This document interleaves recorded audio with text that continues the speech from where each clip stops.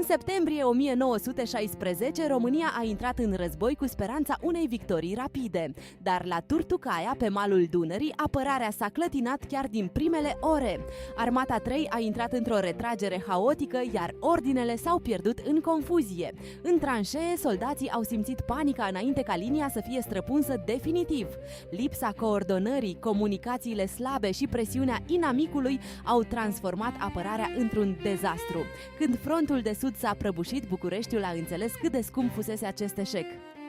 Turtucaia a rămas simbolul unei lecții dureroase. Curajul fără organizare nu salvează un stat.